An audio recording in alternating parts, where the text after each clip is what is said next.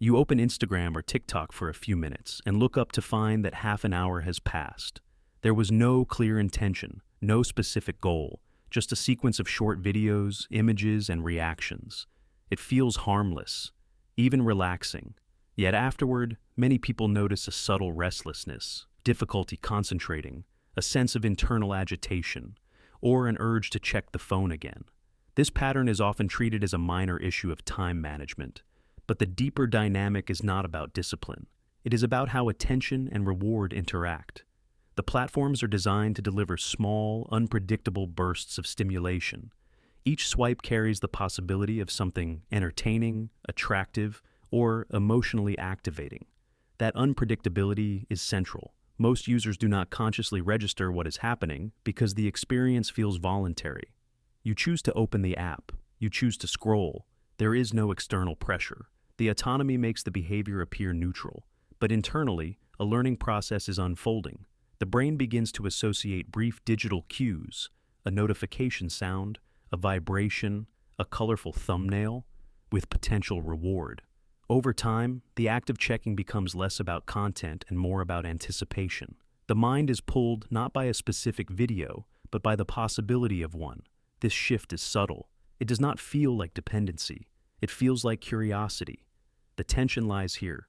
Something that appears light and optional gradually starts shaping baseline attention, mood, and tolerance for boredom.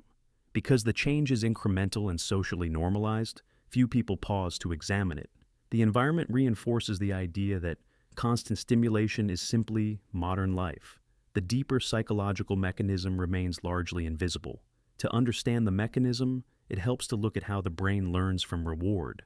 Dopamine is not a pleasure chemical in a simplistic sense. It is more closely related to motivation and anticipation.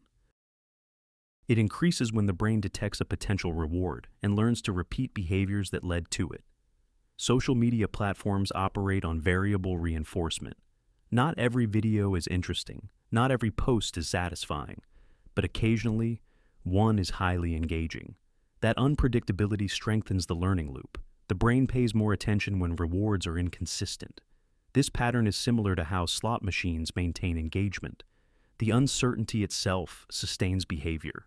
Early experiences with approval also matter. Many people grow up in environments where attention, praise, or validation are intermittent. Sometimes it is present, sometimes it is not. In such conditions, the mind becomes attuned to signals of recognition. A like, a comment, or an increase in followers taps into that older learning. It feels small, but it registers as social confirmation. Consider a simple example. A student posts a short video and receives positive reactions. The response is stronger than expected. The brain notes the connection. Post to social feedback to internal lift. The next time the student feels bored or uncertain, the platform offers a quick way to shift state. This repetition builds association.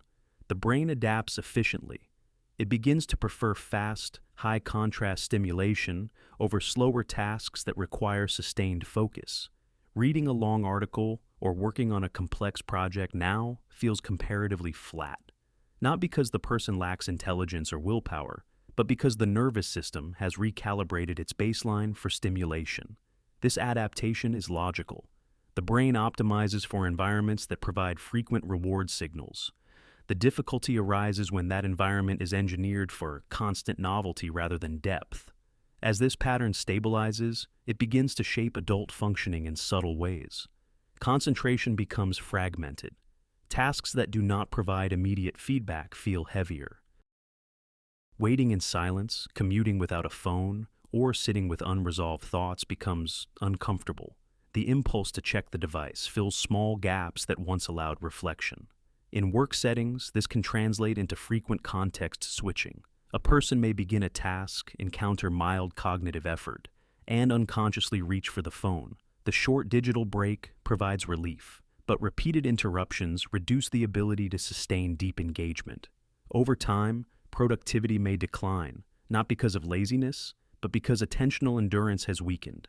In relationships, another layer appears. Platforms constantly display curated lives, success, attractiveness, achievement. Even when people know this content is selective, comparison processes activate automatically. The result may be subtle dissatisfaction with one's body, income, progress, or partner. The comparison is rarely conscious or extreme. It accumulates quietly. The internal paradox becomes visible here. Social media promises connection, yet extended use can increase feelings of isolation. It promises stimulation, yet contributes to mental fatigue. It offers autonomy, yet shapes behavior in predictable ways. Many individuals do not recognize this conflict because each component seems rational. Checking a message is normal. Watching short videos is normal. Comparing oneself occasionally is normal. The problem does not appear in single actions, but in cumulative effect. There is also a protective function. Continuous stimulation can serve as avoidance. Silence allows unresolved anxieties or uncertainties to surface. Scrolling delays that encounter. In this sense, the behavior is not purely compulsive. It is regulatory. It manages mood in the short term, even if it complicates focus and satisfaction in the long term. When this mechanism is understood, the behavior looks less like weakness and more like adaptation. The brain responded logically to an environment designed for maximum engagement. It learned quickly. It optimized for novelty and intermittent reward. There is no moral failure in that. What changes with awareness is not immediate behavior, but interpretation. Instead of framing restlessness as a personal flaw, it can be recognized as a conditioned response. Instead of interpreting boredom as emptiness, it can be seen as a nervous system adjusting to lower stimulation. Understanding the role of dopamine shifts the question from, "Why can't I control myself?" to, "What environment has my brain adapted to?" This reframing reduces self-criticism. It also clarifies why abrupt, extreme solutions often fail. The system has been trained through repetition. It will not recalibrate through force alone. Awareness introduces choice at a different level. A person may begin to notice the micro-impulse to check the phone, the subtle tension that precedes it, and the relief that follows.